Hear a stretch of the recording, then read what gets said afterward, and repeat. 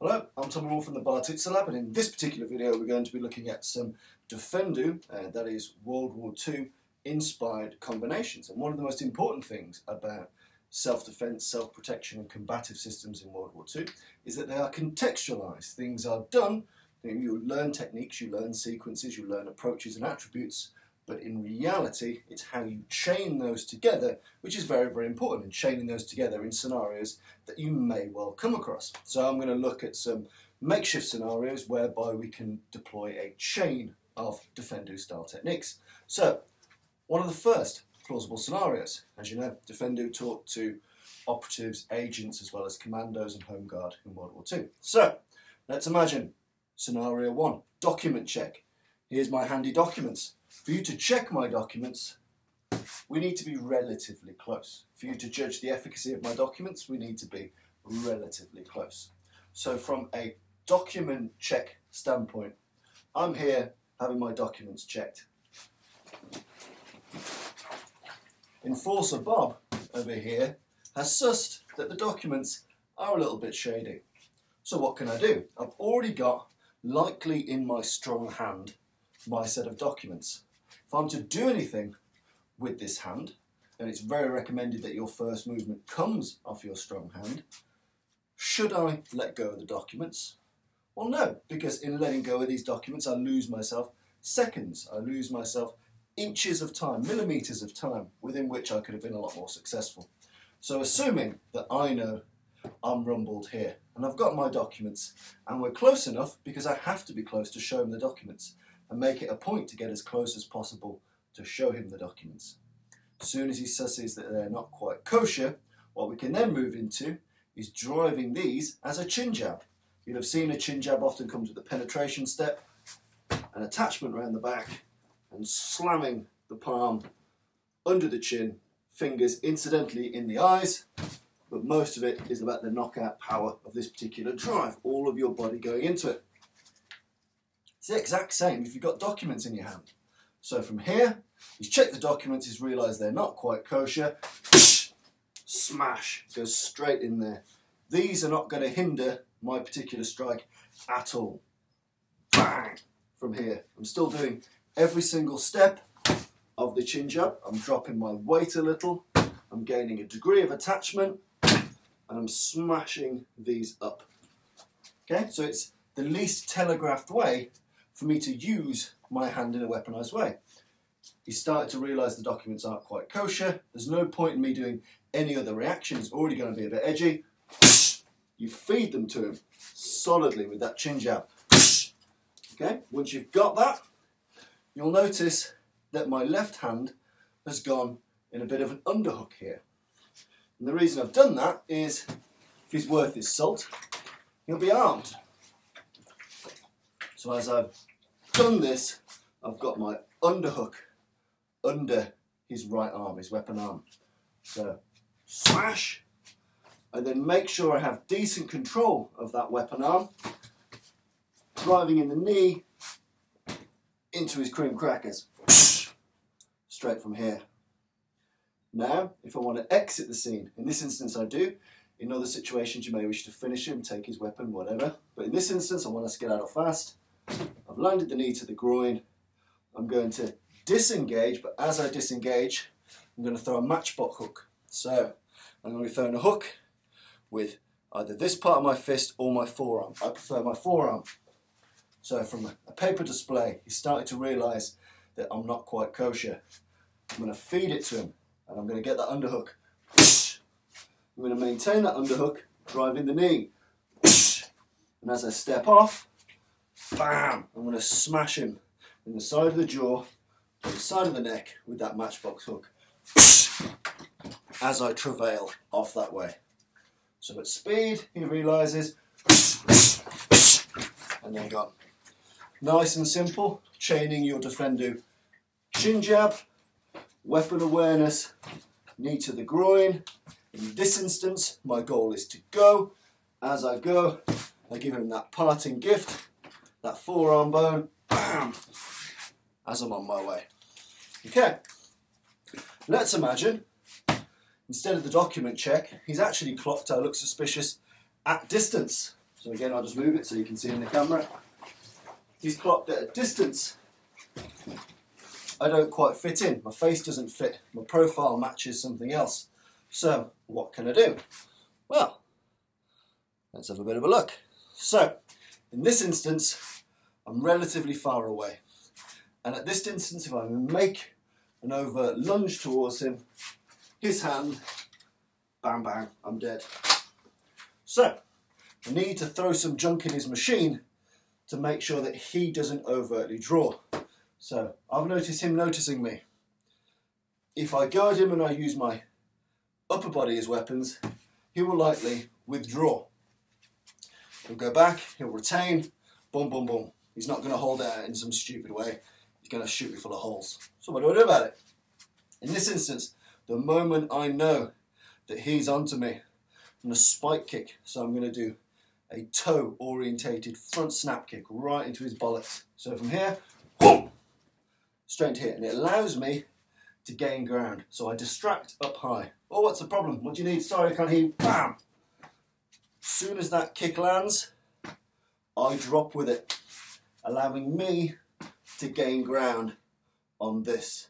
Now, just for the sake of the video, it can get a bit messy looking at retention using Bob. He doesn't have any arms, so we're just going to go forward through an unarmed application here.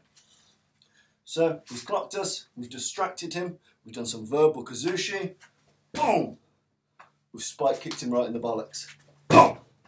As my foot just drops, it's then that the face smash comes in, which is this, like throwing a volleyball, straight over the top, smashing down his face. It's big, it's gross motor, it's instinctive. I want to smash his face down. The fingers will rake over the eyes, but the main point is the percussive power. The kick into the face smash. The fingers just rake down afterwards. Don't overthink it. The main point is the percussive power of straight in there. And the mechanic is exactly the same as if I were throwing an overhand right. Boom! The same mechanic. Boom! There's an overhand right. Boom! I'm just throwing it with my palm. Safer. Boom! So front kick. Bang! Face smash. In this instance, I'm going to keep closing the range towards the right where his gun is. In this instance, I'm going to maintain control with my right hand as I do a wheeling elbow behind his ear. Now, wheeling elbow is where I put all of my mass behind it. So if you imagine, landing my front kick, bang, done my palm smash. I step in to jam or muddy up where that weapon is, and I get good control of his right hand as I wheel in that particular elbow, and then come round and finish with the Japanese strangle, but we're going to modify it. So we're going to sneak our right hand underneath his right arm so we can get this on. And there are a number of different variations you can get with this, but my main point is to prevent this arm accessing his side arm. So if I've been concussive enough with the blows, he should be very disorientated, but still, after I've landed my wheeling elbow, I'm going to make sure I get access to the throat and ideally get under this hand so I continue to move him off balance and strangle. Nice and simple. So again, that is a Fairbairn style flow at range. Spike kick him, face smash him, flank and grab, wheeling elbow. At that juncture we move around into the Japanese strangle, trying as hard as we can to prevent access to that weapon, just as a good practice. Okay, so I'll go through that a little bit faster. From here, you strangle him off. Nice and simple. Okay, then we'll move into something else. So we'll move to accosted from behind. So, let's imagine in this scenario, and a possible scenario, I'm doing something over here. This bastard has clocked me, I've not clocked him. I know from the sound, or what he says, that I'm in trouble. I'm in trouble. So, what can I do to this man in a Fairbairn context? Well, in this particular scenario, what we're going to do, imagine I'm doing my business, fixing a radio, doing a dead drop, whatever. Soon as I clock, there is a sound. The elbow comes round and the edge of hand goes out. The reason the elbow comes up is that if he's behind me, I have no idea if he's this close or that close. If I range the elbow around, as a default, if he's this close, I smash him with the elbow. If I don't do this motion, I can't really get anything off at him. So by default, for my edge of hand blow for people behind me, the elbow comes round, just in case he's this close. But let's assume he's that close. So we're going around, we're going to deliver that edge of hand blow. We're going to deliver it. In this instance, I'm aiming to get him right in the trachea. I don't really like the arterial usage of the edge of hand blow, whereas into the trachea, into the windpipe, I know what's going on. So from behind, I've raised the elbow in case he's very close. In this instance, he's not. I've chopped him here. Soon as I've got that on, soon as I've landed that, I'm going to follow up with a tiger claw, which is essentially a palm heel at distance. Again, throwing it with the exact same body mechanics as a right cross. Right cross, tiger claw. So I'm still hitting him with the hard burny pit on my palm, fingers towards his eyes, like so. So at range, wham, boom. Those shots there. What I'm then going to do is form an attachment, drive my knee in twice. I like to throw my knees in double. I often find that when you're in a panic, when you're in normal trousers, when you're not in, say, your Thai boxing shorts, the first knee always goes to shit. Jeff Thompson broadly agrees with knees as well. He has struggles with knees.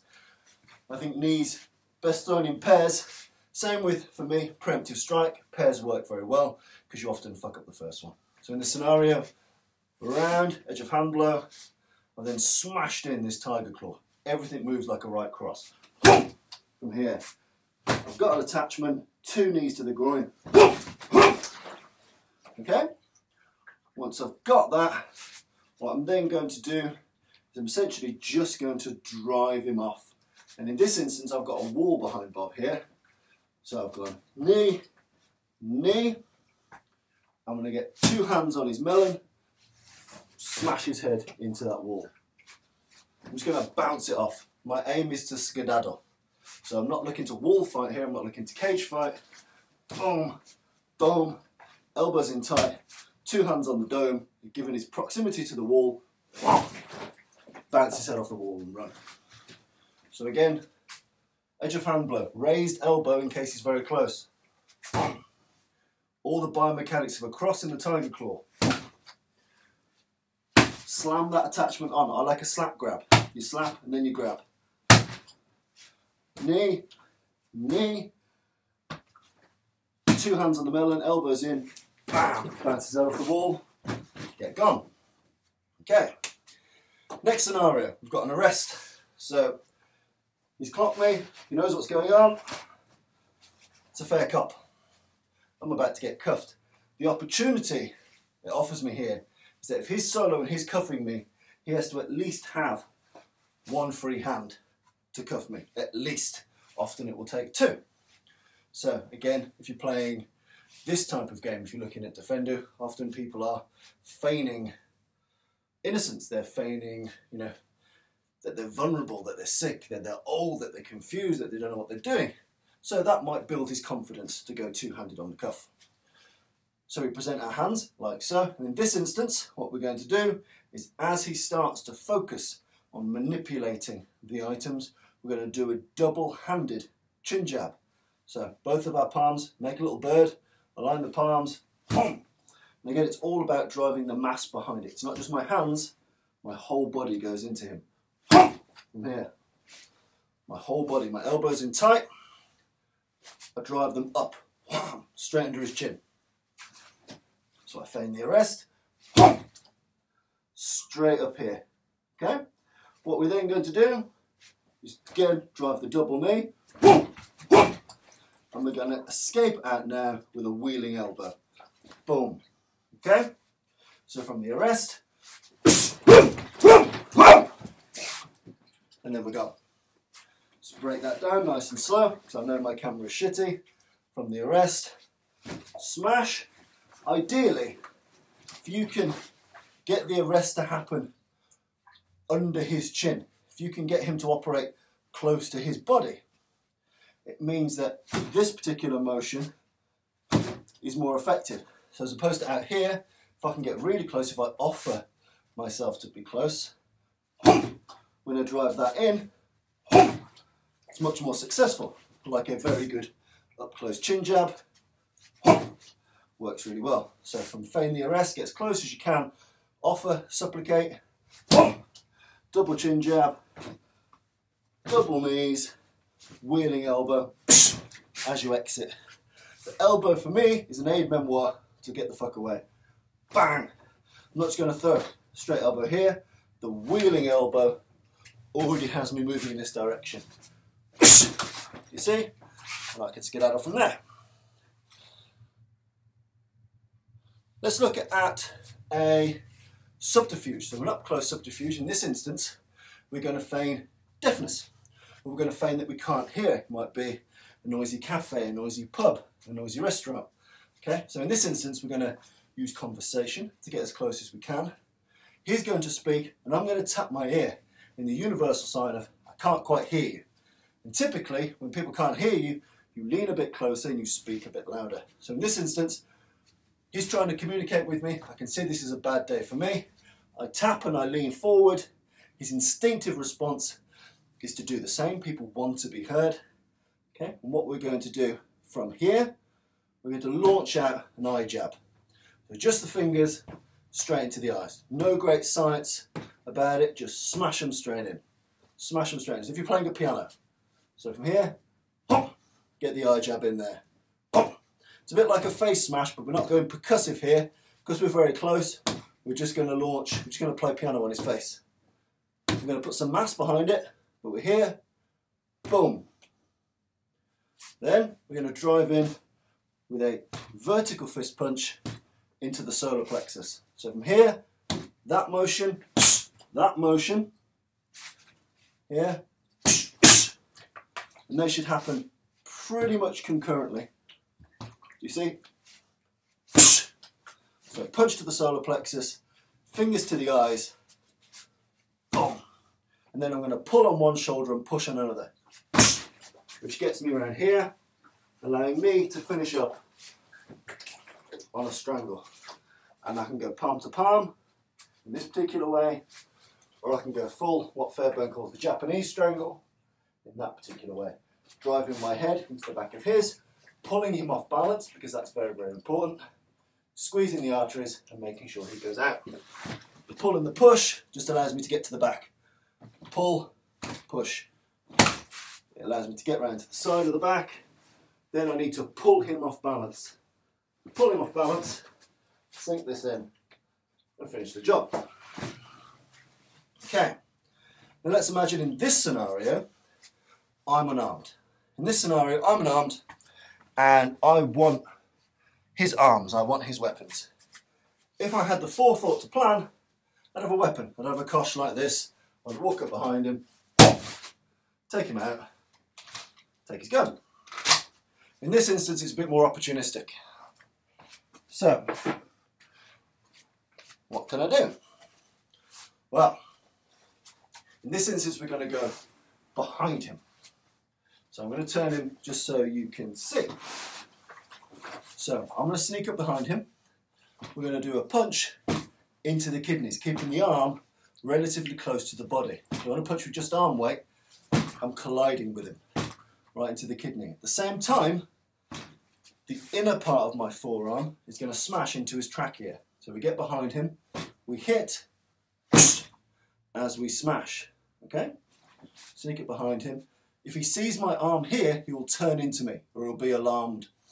So I want to make sure that this hits just incrementally before that happens. As soon as I've done that, my job is to apply kazushi, drag him off balance.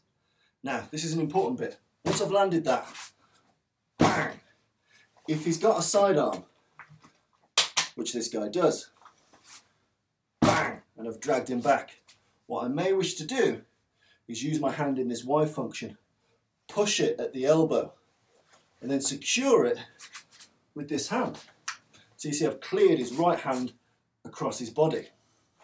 So from here, snuck up, pulled him off balance.